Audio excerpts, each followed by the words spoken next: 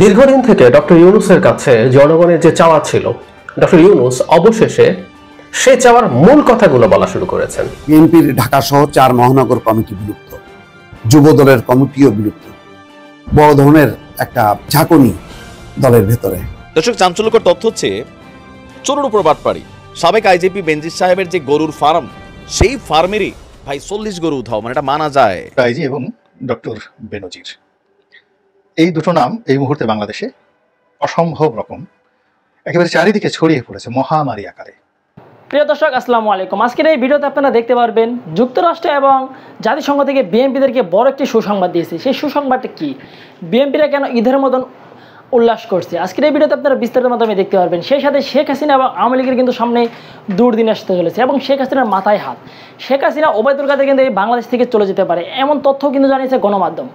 বেশি কথা বলবো না, আপনাদের আমি বিস্তারিত ভিডিওতে নিয়ে যাবো। প্রিয় দর্শক, বিস্তারিত ভিডিওতে যাওয়ার আগে আমি আরেকটি কথা বলে রাখি। আজকের এই ভিডিওতে আপনারা দেখতে পারবেন বেনজির এবং আজিজের বিরুদ্ধে যে তথ্যগুলো উঠেছে এবং সেই চাঞ্চল্যকর তথ্য কিন্তু প্রকাশ করেছে গোলাম মাওলা রনি সাহেব, প্রমাণ সহকারে আপনাদের দেখানোর চেষ্টা করেছে। বেশি কথা বলবো না, আপনাদের বিস্তারিত ভিডিওতে নিয়ে যাবো। প্রিয় দর্শক বন্ধুরা, বিস্তারিত ভিডিওতে যাওয়ার আগে আপনাদের কাছে ছোট্ট একটা রিকোয়েস্ট, যারা এখন এই চ্যানেল সাবস্ক্রাইব করে দেন, এই চ্যানেল সাবস্ক্রাইব করে পাশে থাকা বেল আইকনটি বাজিয়ে রাখবেন। ইতিমধ্যে যারা সাবস্ক্রাইব করে গেছেন সকলকে জানাই অসংখ্য ধন্যবাদ। প্রিয় দর্শক, এই ভিডিওতে লাইক দিয়ে চলুন ধারাবাহিকভাবে সেই বিস্তারিত ভিডিওগুলো আমরা ধাপে ধাপে দেখে আসি। দীর্ঘদিন থেকে ডক্টর ইউনূসের কাছে জনগণের যে চাওয়া ছিল, ডক্টর ইউনূস অবশেষে সে চাওয়ার মূল কথাগুলো বলা শুরু করেছেন। বলা বাহুল্য, ওনার উপরে সংকট তৈরি হওয়ার কারণেই উনি এতটা এখন আউটস্পোকেন হয়েছেন, যেটা আমরা কেউ কেউ কিছুটা সমালোচনা করি, কিন্তু তারপরও আমি ব্যক্তিগতভাবে মনে করি এই জায়গায় এসে ওনার এই কথাগুলোর খুব আলাদা মূল্য এবং গুরুত্ব আছে। ডক্টর ইউনূস রয়টার্সের সাথে কথা বলেছেন, একটা রিপোর্ট হয়েছে সেটা নিয়ে, মানব জমিন সেটা ট্রান্সলেশন পাবলিশ করেছেন। গুরুত্বপূর্ণ, আমি কয়েকটা জায়গায় একটু পড়তে চাই যে কথাগুলো আমরা দীর্ঘদিন থেকে বলছি। আমরা দেশে বসে শোরগোল করা ডক্টর ইউনূসের শোরগোল করার মধ্যে আকাশ পাতাল বা তার চেয়েও বেশি ডিফারেন্স আছে, এবং যখন রয়টার্সের মতো পত্রিকায় তার এই কথাগুলো যায় সারা পৃথিবীতে ছড়িয়ে পড়ে, বিশেষ করে তার উপরে যে টর্চার হচ্ছে, টর্চার হচ্ছে স্টেট মেশিনারি দিয়ে, সেটা প্রেক্ষাপটে এই কথাগুলোর নিশ্চিতভাবে খুব বড় ধরনের গুরুত্ব রয়েছে। ডক্টর ইউনূস বলছেন হেডলাইন এরকম, বাংলাদেশে কোনো রাজনীতি নেই, একটি মাত্র দল আছে।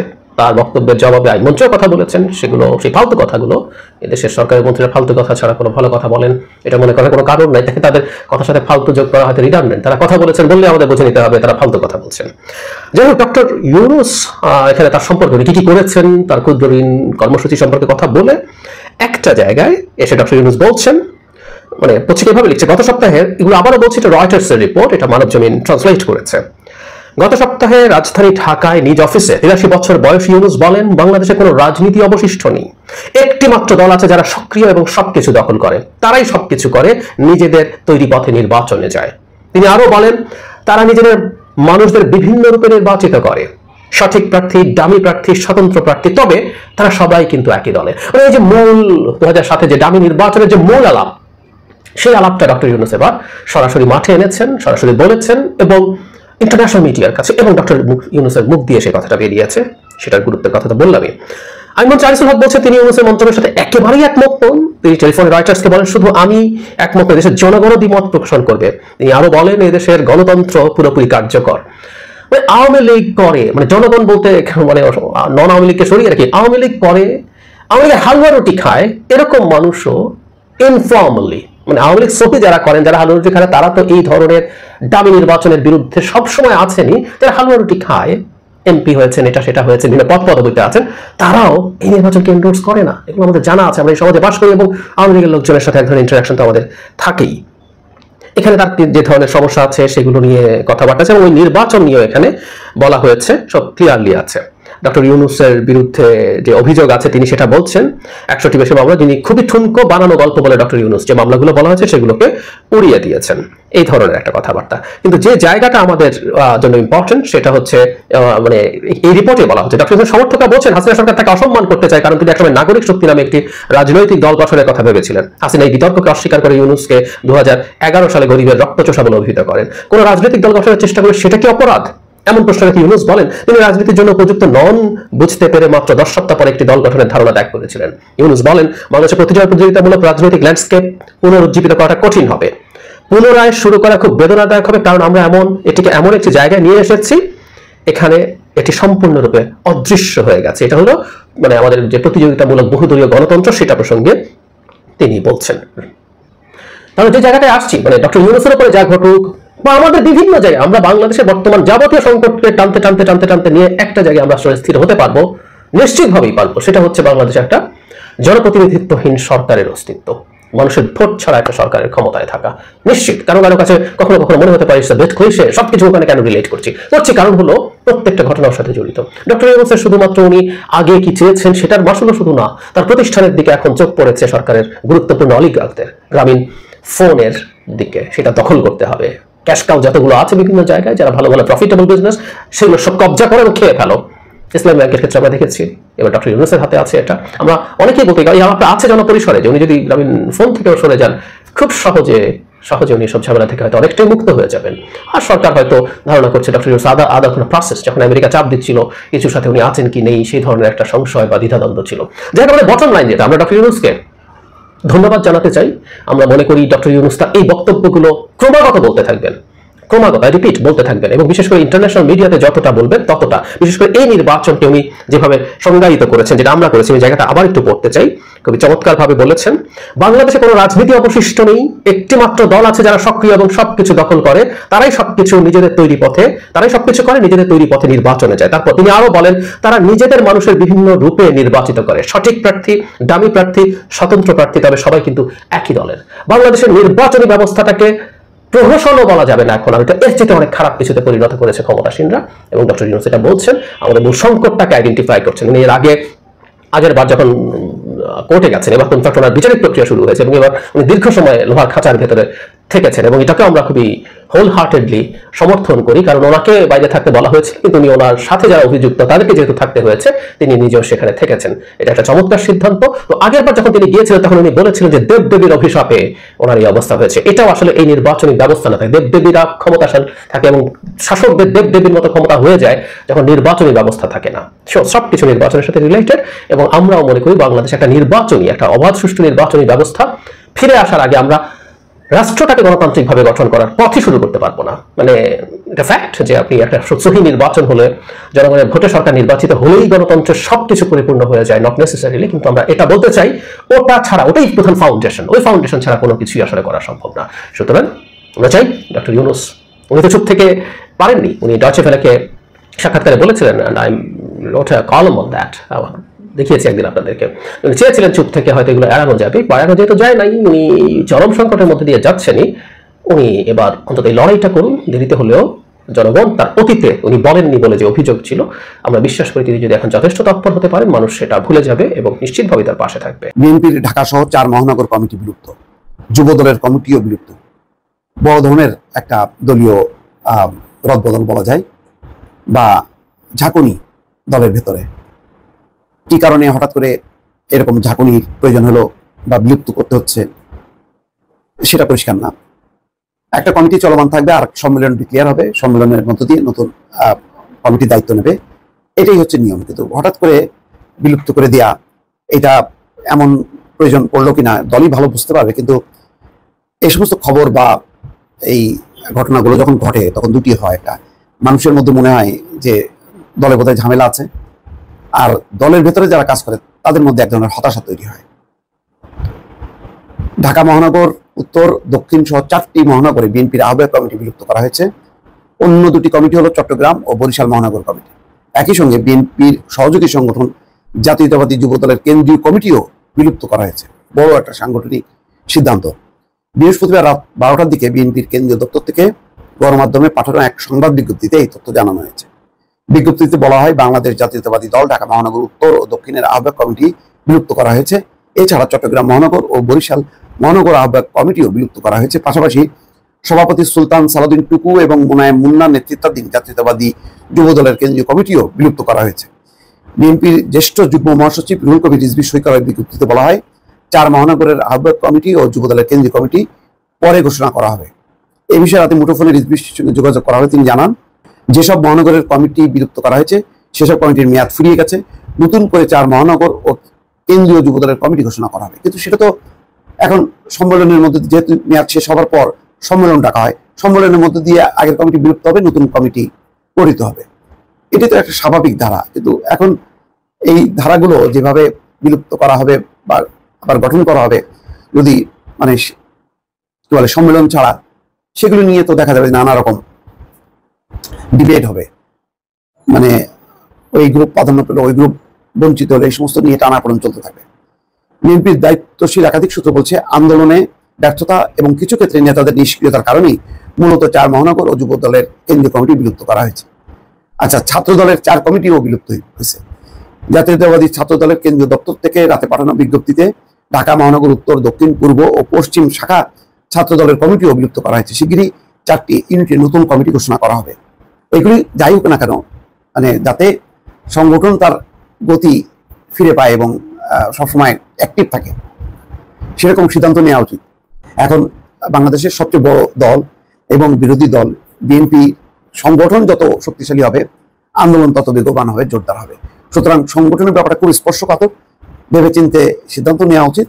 নেওয়া হয়েছে কেন জানি না, নিশ্চয়ই চিন্তা ভাবনা করে নেওয়া হয়েছে, কিন্তু সেক্ষেত্রে যদি মানে কোনো ব্যত্যয় ঘটে, ত্রুটি বিচ্যুতি ঘটে, এটা দলের জন্য নিঃসন্দেহে একটা ক্ষতি হবে বলে আমি ব্যক্তিগতভাবে বিশ্বাস করি। দর্শক, চাঞ্চল্যকর তথ্য হচ্ছে চোরের উপর বাটপাড়ি। ধরেন মানে এই মুহূর্তে যেটা হচ্ছে যে দুর্নীতির দায়ে ব্যাপক অভিযুক্ত হয়েছেন আমাদের পুলিশের সাবেক কি বলা যায় আইজিপি যিনি আছেন বেনজির সাহেব। একের পর এক তার সম্পদের তথ্য বের হচ্ছে। তবে চুরির জিনিস হুড়ে হুড়ে যায়, এই কথা মুসলিম বেরবো যখন বলে আমি আগে বিশ্বাস করতাম না, বাট এখানে আসলে এটা গেল কই, মানে এই ঘটনাটা ঘটাইলো কে? সাবেক আইজিপি বেনজির সাহেবের যে গরুর ফার্ম, সেই ফার্মেরই ভাই 40 গরু উধাও, মানে এটা মানা যায়। উনার ডেইরি ফার্মে হাত দিয়েছে সাহস টাকার। তবে এখানে কিছু টুইস্ট আছে। বলা হচ্ছে গত কয়েকদিন আগে আপনাদের খেয়াল থাকার কথা, ঘূর্ণিঝড় রিমাল আসছিল বাংলাদেশে। সেই রিমালের রাতেই উধাও হয়ে গেছিল বেনজির সাহেবের ডেইরি ফার্মের গরু। চাঞ্চল্যকর তথ্য সামনে যেটা আমরা দেখছি, ঘূর্ণিঝড় রিমাল আঘাত হানার রাতেই, যেই রাতে ঘূর্ণিঝড়টা হলো সেই রাতেই সাবেক আইজিপি বেনজির আহমেদের সাভানা ডেইরি ফার্মের যেই মানে গরুগুলো ছিল, বেশ কয়েকটি গরু উধাও হয়ে যায়। এর মধ্যে ওনারা আবার রিসোর্ট থেকে মাছ সরিয়ায় দুদক যে দৌড়ে হাতে নাতে ধরছে। দেখো দেশে কত রঙের চোর আছে, পুলিশের কি মানে ভয়টা লাগে না? সময়টা খারাপ যাচ্ছে, এই জন্য একদম কিন্তু দাইমসা ভেঙে ফেলবে। আচ্ছা যাই হোক, ঘটনা দেখি। গভীর রাতে পিকআপে করে ওইসব গরু নিয়ে যাওয়া হয় বলে স্থানীয়রা যমুনা টেলিভিশনকে জানিয়েছেন। আদালতের ক্রোক আদেশ, মানে বেনজির সাহেবের যে প্রপার্টিগুলা, সেগুলোর বিরুদ্ধে আদালত যখন প্রথম ধাপে ক্রোক করার নির্দেশ দিল, সেই নির্দেশ আসার আগেই নাকি আপনার এই ঘটনা ঘটেছে বলে ধারণা সংশ্লিষ্টদের। তবে ধারণা আর প্রমাণ দুই জিনিস। আচ্ছা, গোপালগঞ্জ সদর উপজেলার শাহপুর ইউনিয়নের ডুমরাসুর গ্রাম, এখানে আমাদের আইজিপি বেনজির সাহেব তিনি গড়ে তুলেছিলেন সাভানা ডেইরি ফার্ম।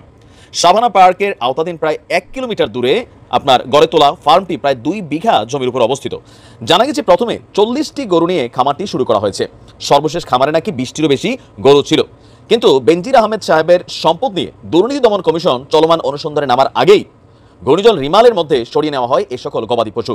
ঘূর্ণিঝড়ের পর সকালে এলাকাবাসী খামারে আর গরু দেখতে পায়নি। এখন রিমালের সেই ঘটনা কেন আজকে এবার আসেন এই জায়গায়? গতকালকে আমাদের বেনজির সাহেবের এই ডেইরি ফার্মটি সরেজমিনে দেখতে গিয়েছিল আপনার গণমাধ্যম। দেখা গেছে বেনজির আহমেদের খামারে কোনো গবাদি পশু নাই। বিশাল আকৃতির খামারের গেটে তুলছে তালা, আর এখন সেখানে শুনশান নীরবতা। খামারের ভিতর কিছু ক্ষেত্রের ছাড়া আর সেখানে কিছুই নাই। এই সম্পত্তি সোনালী ব্যাংকের কাছে দায়বদ্ধ, আবার শিরোনামে লেখা একটা সাইনবোর্ডও টাঙানো আছে। এই বিষয়ে দুর্নীতি দমন কমিশন গোপালগঞ্জ অফিসের কর্মকর্তারা ক্যামেরার সামনে কোনো কথা বলতে চাননি। অনেকে এখনো ভয় পায়, যেটা আমিও পাই, গলা শুকায় যায়, ভারী নিউজ। তো যাই হোক, এখন মানে গরুগুলো আসলে কে নিল? হ্যাঁ, পুকুরেতে মাছ চুরি হয়ে যায়। দুদকের কর্মকর্তারা যেদিন ওই মানে ওনার যে মানে মাছের সাইটে গেছেন, বিশাল আকৃতির তো তিনি পার্ক বানিয়ে রাখছেন, সেখানে গিয়ে হাতে নাতে চোরও ধরছেন। তার মানে এই দেশের মধ্যে প্রতি কাইকে চোর। তো দেখা যাক এই মুহূর্তে এগুলো নিয়ে সামনের দিকে কি যায়। বেনজির সাহেবের বিরুদ্ধে সম্ভবত কালকে দুদকের যিনি আইনজীবী খুরশিদ ভাই তিনি যে বক্তব্য দিয়েছেন, সেখান থেকে বোঝা যাচ্ছে বেনজির সাহেবের বিরুদ্ধে দুদক স্বপ্রণোদিত হয়ে মামলা করতে যাচ্ছে। কারণ যতগুলো এভিডেন্স আসছে সবগুলো নাকি মামলাযোগ্য। এখন বেনজির সাহেবের হাতে সময় আছে, এখন পর্যন্ত তার বিরুদ্ধে কোনো মামলা নেই, জাস্ট আসতেছে অভিযোগ। তবে দুদক বলছে এসব অভিযোগের সত্যতা পাওয়া গেছে। আমাকে খুশি ভাই বলছেন তিনি তার ব্যক্তি জীবনে এরকম ঘটনা আগের কোনো আইজিপির ব্যাপারে তিনি দেখেননি, অথবা কোনো পুলিশ কর্মকর্তার বিরুদ্ধে এত সম্পত্তির ইস্যুটা তিনি সামনে পাননি। তো সেটা হচ্ছে আলাদা ইস্যু। কিন্তু এই মানে বাটপারিটা করলো কে, গরুগুলো নিল কে? কত বড় সাহস বেনজির সাহেবের রিসোর্ট থেকে আসা, রিসোর্ট না ফার্ম থেকে গরু নিয়ে যায়, এই সোরের কলিজা, তারা তো নোবেল পুরস্কার দেওয়া দরকার।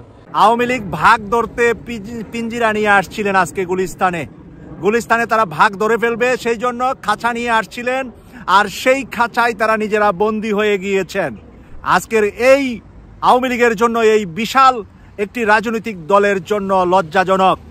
এই কারণে লজ্জাজনক বলছি প্রিয় দর্শক, আজকে 4 জন হাসপাতালে গিয়েছে মারামারি করে, 1 জনের জীবন চলে গিয়েছে। কেন?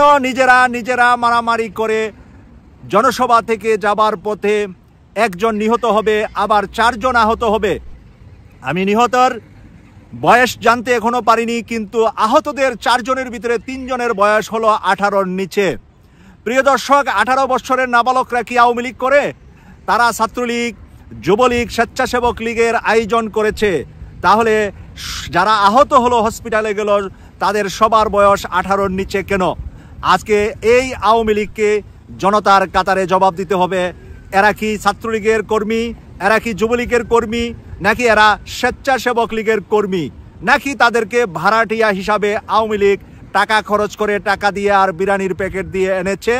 এই কথা আজকে স্পষ্ট হয়েছে। এই এবং ডক্টর বেনজির, এই দুটো নাম এই মুহূর্তে বাংলাদেশে অসম্ভব রকম একেবারে চারিদিকে ছড়িয়ে পড়েছে মহামারী আকারে, ছোঁয়াচে আকারে, ভাইরাস আকারে।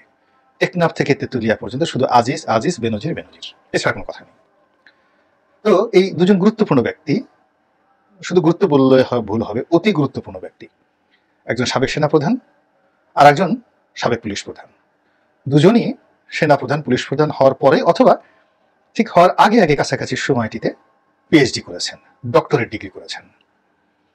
তো আবার এই ডক্টরেট ডিগ্রি করার পর তারা দুজনের মধ্যে এই তারা যে কর্মকাণ্ডগুলো করেছেন, একটা ব্যক্তিগত বন্ডিং ছিল। বাংলাদেশের সাবেক কোনো সেনাপ্রধান, সাবেক কোনো পুলিশ প্রধানের সাথে ব্যক্তিগত এবং পারিবারিক পর্যায়ে এত সুসম্পর্ক ছিল না যেভাবে আজিজ সাহেবের সঙ্গে বেনজির সাহেবের ছিল। এবং এদের দুজন নামের সাথে কিন্তু আবার আহমেদ আছে, আজিজ আহমেদ এবং বেনজির আহমেদ। এবং আপনারা নিঃসন্দেহে আহমেদ নামের গুরুত্ব এবং মর্মার্থ খুব ভালো করে জানেন। তো এই আহমেদ দয় তারা তাদের যে কর্মকাণ্ড কি করেছেন, ভালো মন্দ, এটা আদালতে বিচার হবে, দুনিয়ার আদালতে বিচার হবে, আল্লাহর আরশের আদালতেও বিচার হবে। কিন্তু এগুলো নিয়ে অনেক আলোচনা হচ্ছে, মানুষ এগুলো শুনতে চায়, মানুষ এগুলো জানতে চায়, এবং মানুষ এগুলো নিয়ে অনেক তাদের আগ্রহ। এবং একটা সময় আপনি দেখবেন বাংলা চলচ্চিত্রে অনেকগুলো নায়িকা ছিলেন যারা খুব স্থূল শরীরের অধিকারী ছিলেন আর কি, শরীরে অনেক মাংস, মোটা। তো সাধারণত চলচ্চিত্রের যারা নায়ক বা নায়িকা আগের সময় থেকে শুরু করে এখন আধুনিক ইউরোপে যান কিংবা বলিউডে যান, এরা খুব স্লিম ফিগার, জিরো ফিগার। কিন্তু অবাক করার ব্যাপার হলো বাংলাদেশের 80-র দশকে, 90-এর দশকে বেশ কয়েকজন নায়িকা কেবলমাত্র তাদের মোটা শরীরের কারণে গরিব মানুষের মধ্যে নিদারুণভাবে জনপ্রিয়। এর কারণটা হলো যে গরিব যারা মানুষ তারা নিজেরা খুব জীর্ণ শীর্ণ, হাড্ডি সার। তো অন্য যারা হাড্ডি সার মানুষ, সেটা ঐশ্বরিয়া রায় হোক কিংবা অ্যাঞ্জেলিনা জলি হোক, সেটি ধনীদের কাছে খুব আকর্ষণীয় হলেও গরিব রিক্সাওয়ালার কাছে কোনো মূল্য নেই। রিক্সাওয়ালা যে রমণীকে পছন্দ করে, তার শরীরে মেদ থাকতে হবে, মাংস থাকতে হবে, তুলতুলে শরীর থাকতে হবে। তো একইভাবে আমাদের সমাজ যখন খুব দরিদ্র হয়ে যায়, মানুষ যখন খুব গরিব হয়ে যায়, তখন যাদের শরীরে টাকা আছে, মেদ আছে, চর্বি আছে, সেটা যেভাবে হোক না কেন তাদের প্রতি মানুষের একটা আকর্ষণ থাকে। মানুষ যখন খুব অসহায় হয়ে যায়, দুর্বল হয়ে পড়ে, তখন সে শক্তি খোঁজে, সেটা ভূত হোক, প্রেত হোক, অশরীরী আত্মা হোক, কিংবা কোনো জওয়ান শক্তিশালী মানুষ হোক, অস্ত্রের জোর হোক বা শরীরের জোর হোক, তার কাছে গিয়ে সে আশ্রয় খুঁজে। তো এই সার্বিক অবস্থা, আমাদের সমাজ যেহেতু খুব দুর্বল অবস্থানে আছে, বেশিরভাগ মানুষ দরিদ্র, ফলে কারো কাছে অনেক টাকা আছে, অঢেল টাকা আছে। এই সংবাদ জানার পর সেই মানুষটির প্রতি অন্য সকল দরিদ্র মানুষের একটা আকর্ষণ বেড়ে যায়। আগে আমরা গ্রামে দেখতাম যে ঠিক গুপ্তধন কোথায় আছে, সেই গুপ্তধনের জন্য অনেক গভীর কুয়ার মধ্যে অনেকে নেমে যেত, অনেক শ্মশান ঘাটে মানুষ চলে যেত এই গুপ্তধনের খোঁজে। হয়তো অনেকে পেত না, কিন্তু মানুষের একটা আকর্ষণ। তো এখন এই সমাজে যারা যেভাবে হোক না কেন অর্থবৃত্তের মালিক হয়েছেন বা লোকজন জানে তাদের অনেক টাকা পয়সা আছে, তো এই লোকগুলোকে কেন্দ্র করে মানুষের একটা আগ্রহ থাকে, এবং সেই আগ্রহের কারণেই জনাব আজিজ এবং জনাব বেনজির এখন এই বাংলাদেশে এত আলোচনা এবং সমালোচনার বিষয়বস্তুতে পরিণত হয়েছেন। তারা যদি এখানে আমেরিকাতে থাকতেন, হয়তো $1 ট্রিলিয়ন যদি কেলেঙ্কারি হতো, মানুষ জাস্ট দেখতেও না। এবং ওই আমেরিকায় কথায় কথায় যে শব্দটি উচ্চারণ করে এফ দিয়া, কেউ জিজ্ঞেস করলে জাস্ট ওই শব্দটা উচ্চারণ করতে, shut up and F that F, এই কথা বলে আর তার অন্যদিকে নজর দিত না। কিন্তু আমাদের দেশে চায়ের আড্ডায় এত জমি দেয়া কি করবে, এত জমি কিভাবে কিনলো, তো সেই জমিতে কি কি গাছ আছে, কত টাকা আছে, এই জিনিসগুলো নিয়ে চিন্তা করে। আবার এই বিষয়গুলোকে নিয়ে রাজনীতিও খুব সরগরম। আওয়ামী লীগের যারা প্রতিপক্ষ, বিশেষ করে বিএনপি, জামাত, অন্যান্য দল, তারা এই ডক্টর বেনজিরের এবং ডক্টর আজিজের যে বিষয়টি, এটিকে ম্যাটারালাইজ করে সুন্দর করে সাজিয়ে গুছিয়ে তারপরে একটা সুন্দর ঘোড়ার পিঠে বসিয়ে এটাকে যতটা সম্ভব মার্কেটিং করা যায়, সঙ্গতির কারণে দেশের যে রাজনীতি তারা এই কাজটি করবে এবং করে যাচ্ছে। এবং এরই ধারাবাহিকতায় বিএনপির মহাসচিব মির্জা ফখরুল ইসলাম আলমগীর, প্রাজ্ঞ রাজনীতিবিদ, অভিজ্ঞ বাকপটু এবং সাবলীলভাবে বিশুদ্ধ ভাষায়, পরিশুদ্ধ ভাষায় প্রতিপক্ষকে আক্রমণ করে তারপর মানুষের কাছে জনপ্রিয় হওয়ার জন্য যে রাজনৈতিক গুণাবলী দরকার, সেক্ষেত্রে মির্জা ফখরুল ইসলাম আলমগীরের জুড়ি সাম্প্রতিক সময় নেই। তো তিনি বলেছেন যে এখন এই বেনজির এবং আজিজ কোনো একক ব্যক্তি নন, তারা পুরো আওয়ামী লীগকে দখল করেছে এবং এখন আওয়ামী লীগ মূলত বেনজির লীগ এবং আজিজ লীগ। এখন বেনজির এবং আজিজ লীগের যে অর্থটি, এটি যদি আপনি ব্যাকরণগত ব্যুৎপত্তির দিকে যান তাহলে খুব চমৎকারভাবে আপনি যেটি বের করতে পারবেন সেটি হলো যে এই যে আজিজ বা বেনজির, কোনো তারা যে আওয়ামী লীগের কেউ নন, এটা মির্জা ফখরুল সাহেবও জানেন, কিংবা আজিজ সাহেব বা বেনজির সাহেবের মতো এরকম 2-4 জন লোক আওয়ামী লীগ এরকম এই পদধারী লোক নেই, তাও তিনি জানেন। তবু তিনি কেন আজিজ লীগ এবং বেনজির লীগ বললেন? এর মূল কারণটা হলো এটি বিশেষ্য থেকে, অর্থাৎ আজিজ এবং বেনজির যে নামবাচক শব্দ, এর থেকে তিনি বিশেষণে চলে গেছেন। তাদের দোষ, গুণ, ত্রুটি, এই জিনিসগুলোকে তিনি সম্বল করে বলেছেন যে ওনারা যে দোষে দুষ্ট। এরকম শত শত লোক যারা এখন আওয়ামী লীগের নীতি নির্ধারণের পর্যায়ে রয়েছেন, যারা আওয়ামী লীগকে চালাচ্ছেন, এবং সত্যিকার অর্থে আওয়ামী লীগ বলতে একটা সময় যে নিবেদিত প্রাণ, সৎ এবং নীতিনিষ্ঠ বঙ্গবন্ধুর আদর্শের সৈনিকদেরকে বোঝানো হতো, সেটি এখন নেই। এখন আওয়ামী লীগ বলতে এই বেনজিরের যে নজির, আজিজের যে কর্মকাণ্ড, যেটি নিয়ে এখন আলোচনা হচ্ছে, বিতর্ক হচ্ছে, এই চরিত্রের অসংখ্য মানুষ, লক্ষ লক্ষ মানুষ টেকনাফ থেকে তেঁতুলিয়া এই দলটিকে নিয়ন্ত্রণ করছে। এই দলের নেতৃত্ব তাদের হাতেই। তো কাজেই মির্জা ফখরুল সাহেব যে কথাটা বলেছেন যে শুধুমাত্র ব্যক্তি আজিজ বা ব্যক্তি বেনজির, তাদেরকে আক্রমণের বিষয়বস্তু না করে পুরো লীগের মধ্যে যে তাদের প্রেতাত্মা ঢুকে পড়েছে, তাদের কর্মকাণ্ডের যে লোভ এবং লালসা, এটি যেভাবে বিস্তার লাভ করেছে, এটা বন্ধ করা না গেলে আমাদের অর্থনীতি, আমাদের শাসনতন্ত্র, আমাদের আমলাতন্ত্র, আমাদের ইতিহাস এবং ঐতিহ্য, এই সব কিছুই কলঙ্কিত হয়ে পড়বে। তো কাজেই তিনি যে কথাটি বলেছেন, এটি তার দৃষ্টিতে বা আওয়ামী লীগের প্রতিপক্ষ হিসেবে বিএনপির পক্ষ থেকে এর চাইতে আর ঝাঁঝালো কোনো বক্তব্য হতে পারে না। এখন আপনি নিজে একটু চিন্তা করুন সুন্দর করে যে আসলে মির্জা ফখরুল সাহেব কি কেবলমাত্র আওয়ামী লীগকে ছোট করার জন্য এই কথা বলেছেন? অর্থাৎ আওয়ামী লীগ খুবই ভালো একটা দল, এই দলের কেউ কখনো কোনো অন্যায় করে না।